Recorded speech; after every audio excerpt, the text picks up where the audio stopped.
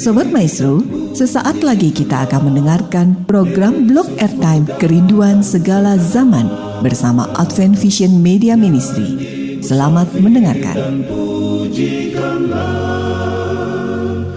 Yesus mau datang segera. Shalom para pendengar yang dikasihi Tuhan dimanapun Anda berada. Saudara sedang bersama Advent Vision Media Ministry dalam program Kerinduan Segala Zaman bersama saya Dr. Grace. Program Kerinduan Segala Zaman adalah program yang membahas khusus tentang buku Kerinduan Segala Zaman, yaitu suatu buku yang diilhamkan Tuhan dan telah tercatat di Library of Congress sebagai buku biografi Yesus yang telah menjadi favorit. Dan dengan tuntunan Roh Kudus, kehidupan banyak sekali orang telah diubahkan melalui buku ini, karena buku ini khusus membahas tentang juru selamat kita, yaitu Yesus Kristus. Nah, para pendengar yang budiman, saat ini kita akan melanjutkan pembahasan tentang bab ke-54 dengan judul Orang Samaria yang Murah Hati. Silakan Anda bisa menghubungi nomor telepon 0877 1616 1637. Saya ulangi nomor telepon 0877 1616 1637. Bila saudara mempunyai pertanyaan atau komentar mengenai pembahasan pada saat ini. Dan saat ini kita sedang bersama dengan narasumber kita, Dr. Alvin Rantung. Shalom Dr. Alvin. Shalom Dr. Grace. Dan saya ditemani oleh Saudari Monica Tania. Shalom Monica. Shalom Dr. Grace. Baiklah para pendengar yang dikasihi Tuhan, mari kita ikuti pembahasan bagian yang pertama dari bab ke-54. Silakan Dr. Alvin. Baik para pendengar yang dikasihi oleh Tuhan, sebelum kita mempelajari kebenaran firman Tuhan dari topik orang Samaria yang murah hati ini, yang bisa saudara juga baca dari buku Injil Lukas pasal yang ke-10 ayat yang ke-25 sampai 37, kita tunduk kepala sejenak untuk berdoa. Tuhan Bapa yang penuh kasih, kami bersyukur pada kesempatan ini lagi. Kami beroleh kemurahan Tuhan di mana firman Tuhan akan dikupas dan firman Tuhan akan memberikan kami kekuatan yang baru. Oleh karena itu Tuhan, kami membutuhkan kuasa Roh Kudus-Mu untuk ditempatkan di dalam hati pikiran kami, sehingga kebenaran Tuhan ini akan hidup, akan memberikan kami suatu pengalaman yang baru, pengalaman di mana tabiat kami boleh menjadi tabiat seperti Yesus yang dipersiapkan untuk hidup bersama-sama dengan Yesus. Terima kasih Tuhan, dalam kehadiran Roh Kudus-Mu dalam hidup kami, dalam nama Yesus kami berdoa. Amin. Saudara-saudaraku yang dikasihi oleh Tuhan, di dalam cerita tentang orang Samaria yang murah hatinya, Yesus Kristus melukiskan sifat agama yang benar itu. Yesus menunjukkan bahwa agama yang benar itu bukan bergantung kepada peraturan-peraturan, kepercayaan, atau upacara-upacara agama, melainkan di dalam melakukan perbuatan kasih, membawa keuntungan terbesar kepada orang lain, dan kebaikan sejati ini. Itulah agama yang benar. Saat mana Yesus sedang mengajar orang banyak, maka di dalam ayat yang ke-25 dalam buku Lukas pasal yang ke-10 ini dikatakan, berdirilah seorang ahli Taurat untuk mencobai Yesus, katanya. Jadi saudara-saudaraku, kita lihat orang yang mencobai Yesus ini adalah orang-orang yang sudah mengerti dan selalu mempelajari firman Tuhan. Tapi dia bertanya kepada Yesus untuk mencobainya dengan pertanyaan sebagai berikut. Guru, apa yang harus kuperbuat untuk memperoleh hidup yang kekal? Saudara-saudaraku yang dikasihi oleh Tuhan, pertanyaan ini adalah pertanyaan daripada semua manusia yang berdosa, yang tinggal dalam dunia yang berdosa, yang mengalami kematian dan bisa dikuasai oleh maut. Pertanyaannya adalah, bagaimana caranya kita untuk memperoleh hidup yang kekal? Kita ketahui bahwa ahli Taurat ini adalah orang-orang yang selalu mengagung-agungkan hukum, peraturan-peraturan yang menyatakan bila mana mereka mengikuti peraturan-peraturan yang dibuat ini akan membuat hidup mereka untuk memperoleh hidup yang kekal. Saudara-saudaraku yang dikasihi oleh Tuhan, dengan perhatian yang tekun dari jemaat yang besar itu untuk menunggu jawaban dari Yesus, di samping itu para imam, para rabi, orang-orang Farisi dan orang-orang Saduki yang telah berencana menjebak Yesus Kristus dengan menyuruh seorang ahli Taurat untuk menanyakan pertanyaan ini kepada Yesus. Tapi saudara-saudaraku tahu, juru selamat tidak mau berdebat. Ia menuntut jawab dari orang yang bertanya itu sendiri. Bukannya Yesus menjawab langsung pertanyaan yang diberikan oleh ahli Taurat itu, Yesus malah bertanya di dalam ayat yang ke-26. Jawab Yesus kepadanya, apa yang tertulis dalam hukum Taurat? Kenapa Yesus bertanya demikian? Karena Yesus tahu orang-orang ini adalah orang-orang yang ahli di dalam hukum Taurat, yang selalu menggunakan hukum Taurat sebagai senjata untuk menghukum orang lain, mempersalahkan orang lain. Lalu Yesus bertanya lagi dalam pertanyaan yang kedua, apa yang kau baca di sana? Jadi bukan hanya sekedar itu didengar, tapi apa yang mereka baca di sana. Dan yang menarik saudara-saudaraku, dalam ayat yang ke-27, orang itu menjawab kesimpulan daripada hukum Taurat itu. Karena dalam 10 hukum Taurat, 10 hukum yang dinyatakan adalah hukum jangan ada padamu ilah lain, jangan kamu menyembah patung, jangan menyebut nama Tuhan Allahmu, ingatlah dan kuduskan hari Sabat, hormati akan orang tuamu, jangan membunuh, jangan berzina, jangan mencuri, jangan bersaksi dusta, jangan kamu ingin. Dia tidak jawab demikian. Tapi dia jawab merupakan satu kesimpulan seperti yang didapat, yang dia baca dari buku tulisan Musa, dari buku Ulangan 6 ayat yang ke-5 dan buku Imamat 19 ayat yang ke-18. Ahli Taurat ini menjawab demikian. Jawab orang itu dalam ayat yang ke-27. Kasihilah Tuhan Allahmu dengan segenap hatimu, dan dengan segenap jiwamu, dan dengan segenap kekuatanmu, dan dengan segenap akal budimu.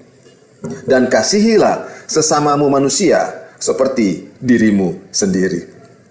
Saudara-saudaraku, kalau kita membaca 10 hukum Taurat, 10 perintah itu, maka kita akan dapati hukum yang pertama sampai hukum yang keempat itu berbicara mengenai kasih kepada Allah. Dan orang yang ahli dalam hukum Taurat ini, dia berkata, kasihilah Tuhan Allahmu dengan segenap hatimu, dengan segenap jiwamu, kekuatanmu, dan akal budimu, dengan pikirannya. Dan bukan cuma sampai situ, hukum yang kelima sampai hukum yang ke-10 berbicara untuk mengasihi sesamamu manusia. Dan orang ini berkata, kasihilah sesamamu manusia seperti dirimu sendiri. Saudara-saudaraku, orang ini mengetahui benar tentang arti daripada hidup yang kekal itu. Karena melanggar 10 hukum ini adalah dosa. Karena dosa definisinya adalah pelanggaran akan hukum Allah. Dia ketika dosa melanggar hukum Allah, apa upah dosa? Upah dosa ialah maut. Oleh karena itu, setiap orang yang melanggar hukum Allah akan mendapat kematian. Tetapi apa yang Yesus katakan kepada ahli Taurat ini? Dalam ayat yang ke-28, kata Yesus kepadanya, jawabmu itu benar. Luar biasa saudara-saudaraku. Jawab orang ini benar. Tapi ada satu yang harus diperbaiki dari ahli Taurat ini. Karena Yesus berkata lagi dalam kalimat berikutnya, perbuatlah demikian, maka engkau akan hidup. Saudara-saudaraku, orang ini mengetahui kebenaran itu. Tapi seringkali sebagai orang ahli Taurat, ahli kitab, yang mengetahui kebenaran itu, mereka tidak melakukannya. Oleh karena itu Yesus dengan tegas mengatakan, perbuatlah demikian. Itu bukan hanya sekedar pengetahuan. Pengalaman mengetahui isi Alkitab bukan hanya cukup sampai di pengetahuan saja. Tapi kita harus berbuat demikian. Baru kita akan mendapatkan kehidupan itu. Kalau saudara-saudaraku baca dalam Filipi pasal yang keempat, Filipi pasal yang keempat ayat yang ke-8, dikatakan di sana hampir sama seperti apa yang dikatakan oleh Yesus di dalam cerita di dalam buku Lukas pasal yang ke-10 ini. Kalau saudara lihat dalam Filipi pasal 4 ayat ke-8 dikatakan demikian. Jadi akhirnya saudara-saudara, semua yang benar, semua yang mulia, semua yang adil, semua yang suci, semua yang manis, semua yang sedap didengar, semua yang disebut kebajikan dan patut dipuji, pikirkanlah semuanya itu. Seringkali kita hanya sampai dipikir. Tetapi ayat yang 9 mengatakan, apa yang telah kamu pelajari dan apa yang telah kamu terima dan apa yang telah kamu dengar dan apa yang telah kamu lihat padaku, lakukan itu. Saudaraku, firman Tuhan bukan hanya sekedar untuk dipikir-pikir, bukan hanya sekedar untuk dihafal-hafal. Seringkali kita belajar firman Tuhan seperti orang-orang ahli Taurat ini untuk mempersalahkan orang lain. Tapi Yesus bercerita, firman Tuhan ini untuk kehidupan dengan cara dilakukan. Bagaimana cara melakukannya? Kita akan mengikuti sebentar itu dalam pembahasan pada bagian yang kedua. Orang Samaria yang murah hati. Tuhan memberkati kita semua. Terima kasih Dr. Alvin, para pendengar yang dikasihi Tuhan. Hukum Allah adalah satu kesatuan dengan Allah, karena itulah gambaran tabiat Allah. Tapi hukum atau perintah Allah dilandaskan oleh kasih yang juga adalah tabiat Allah. Kami berharap agar pendengar masih terus bergabung bersama kami dalam pembahasan bab yang ke-54 Buku Kerinduan Segala Zaman. Jika saudara memiliki komentar, pertanyaan, bahkan permohonan untuk kami doakan, Silakan Anda bisa menghubungi nomor telepon 0877 1616 1637. Saya ulangi nomor telepon 0877 1616 1637. baiklah Dr. Alvin, kita masuk diskusi bagian yang pertama. Saya ingin memberikan komentar kalau kita menghubungkan dengan apa yang telah kita ikuti pada pembahasan di bab yang ke-53, bahwa ini adalah waktu-waktu atau bulan-bulan terakhir kehidupan Yesus di dunia ini. Dan pada saat bulan-bulan terakhir, Tuhan Yesus banyak memberikan perumpamaan. Tapi nampaknya pada saat ini dia memberikan cerita yang memang benar terjadi, ya. Yesus memberikan cerita yang sesungguhnya, kata di dalam bab 53, pemimpin-pemimpin ahli-ahli Taurat, rabi-rabi, imam-imam itu sangat mengerti setiap perumpamaan yang diajukan oleh Yesus, karena itu adalah perumpamaan-perumpamaan yang biasa.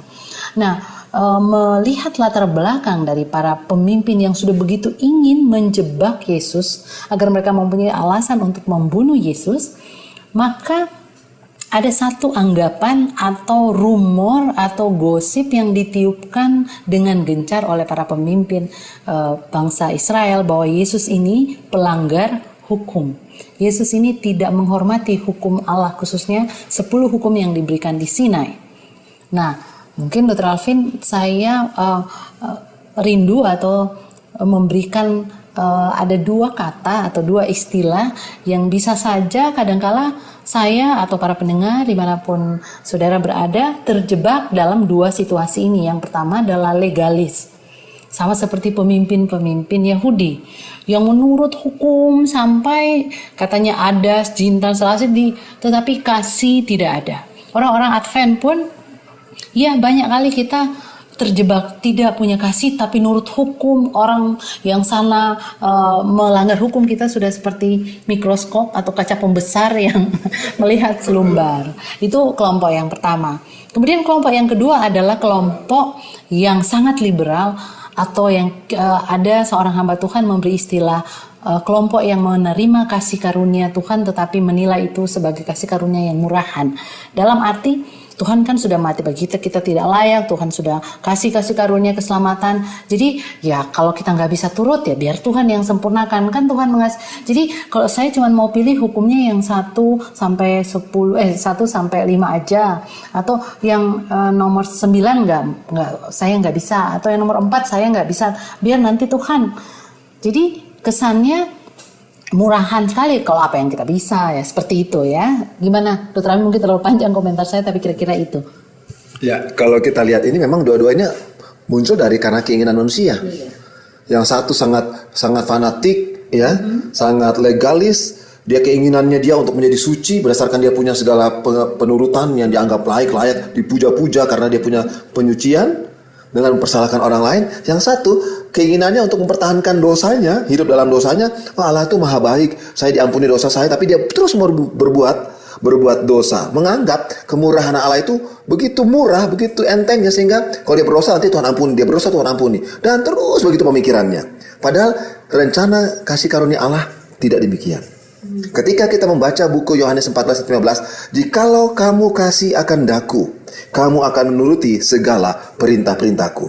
Jadi sama seperti kalau Allah sudah memberikan hidupnya bagi kita, yang harusnya kita mati, kita mencintai dia, maka kita akan menurut semua apa yang dia katakan.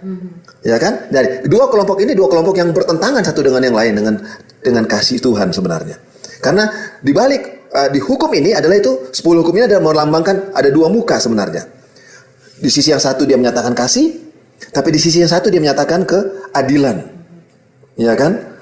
Berbicara kasih dan keadilan ini akan berbicara mengenai ketika Yesus disalib. Itulah Injil. Karena di atas salib itulah di firman Tuhan mengatakan kasih dan keadilan Allah itu bercium-ciuman.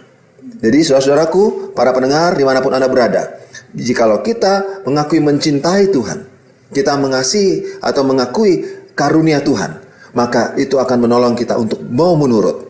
Tapi bila mana kita tidak menghargai kasih karunia, kita hanya menginginkan, kita punya keinginan untuk cinta diri terhadap dosa, maka kita akan berbuat dosa terus sampai akhirnya kita meninggalkan Tuhan. Begitu pula di pihak yang satu, kita akan meninggalkan Tuhan oleh karena kita merasa diri tidak perlu kasih karunia, karena kita sudah hidup suci, benar, dan lain sebagainya. Itu legalis kan?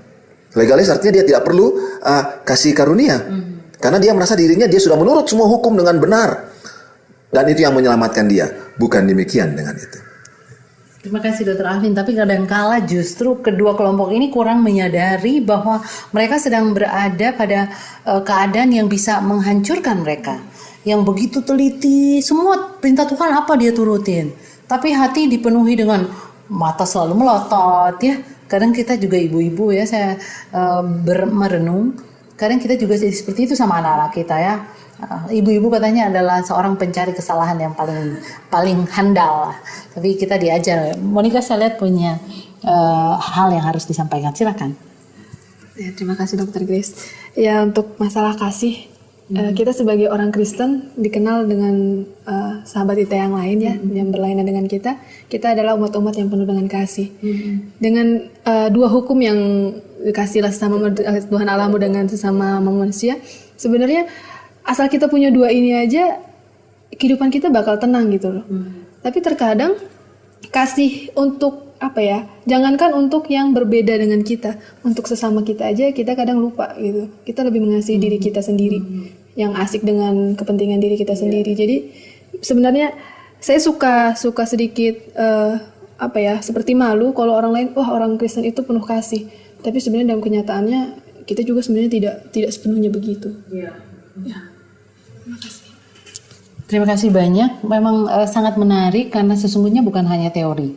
Itulah yang ditegur oleh Yesus, yaitu kepura-puraan dari para pemimpin Yahudi. Dan menarik sekali di bab ini, bab 54, ada istilah yang digunakan oleh penulis buku ini, yaitu orang-orang Yahudi itu pemimpin-pemimpinnya itu bersekolah di sekolah kefanatikan nasional. Nah, itu teguran buat kita.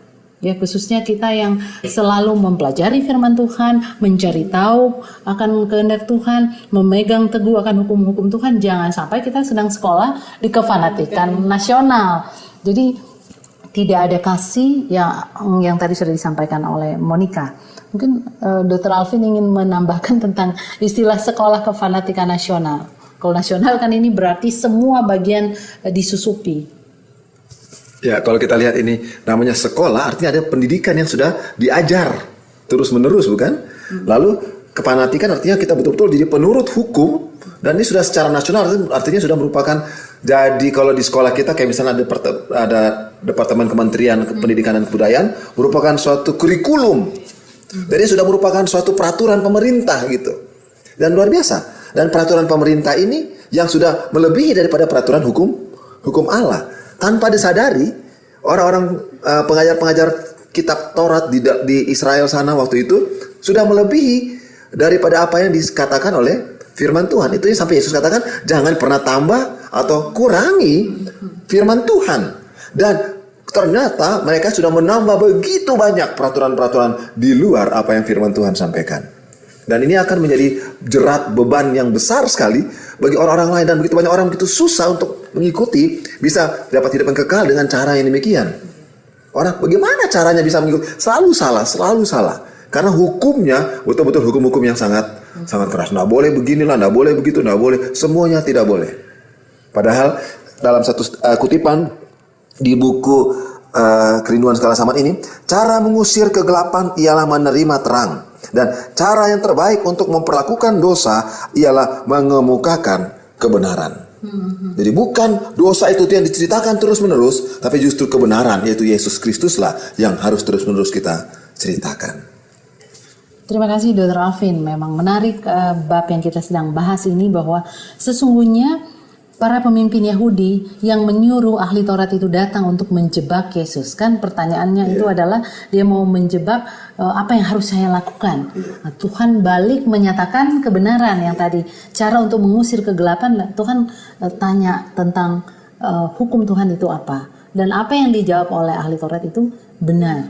Bahwa kasih adalah landasan dari hukum Allah.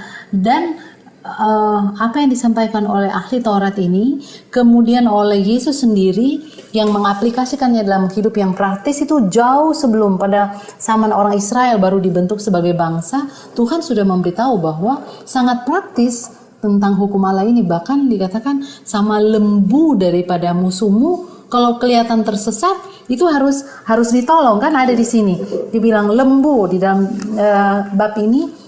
Dalam Keluaran 23 ayat 45 itu Musa mengajarkan. Jadi para pemimpin Yahudi tahu benar binatang aja mau diselamatkan. Diminta Tuhan betapa lembut dan dalamnya kasih yang dipraktekkan. Apalagi manusia yang kepada siapa Yesus mati. Tuhan gak mati buat lembu kan?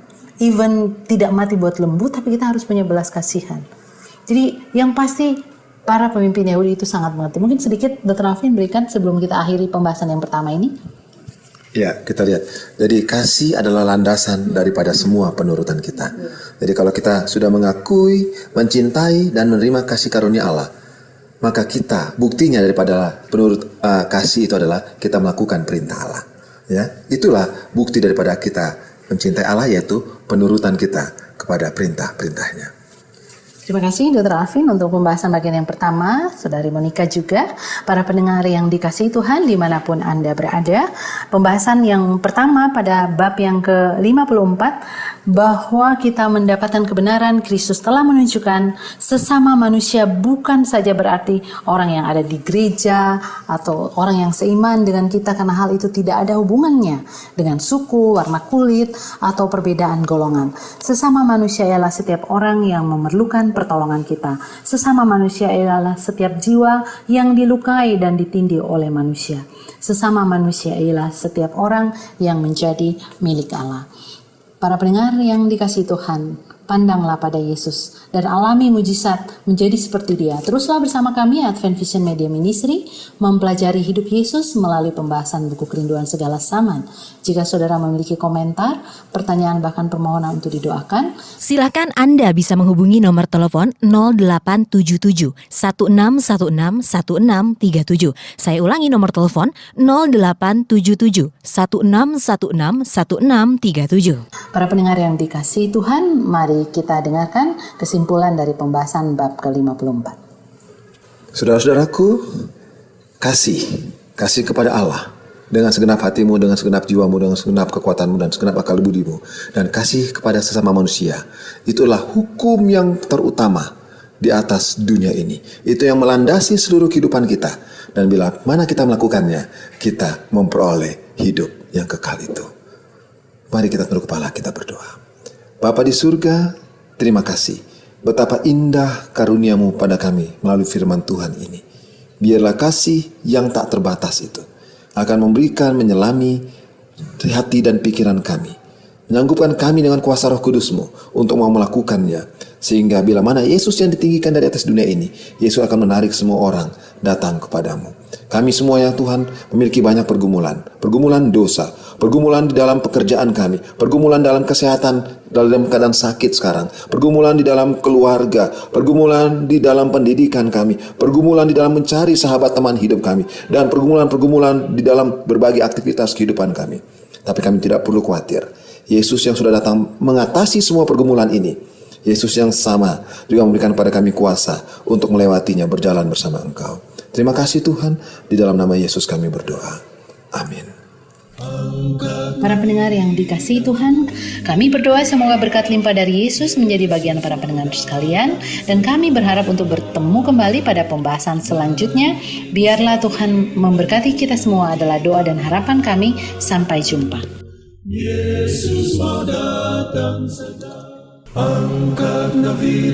Sobat Maestro, Anda telah mendengarkan program Blog Airtime Kerinduan Segala Zaman dari Advent Vision Media Ministry. Terima kasih atas kebersamaan Anda. Tuhan memberkati. Yesus mau datang segera.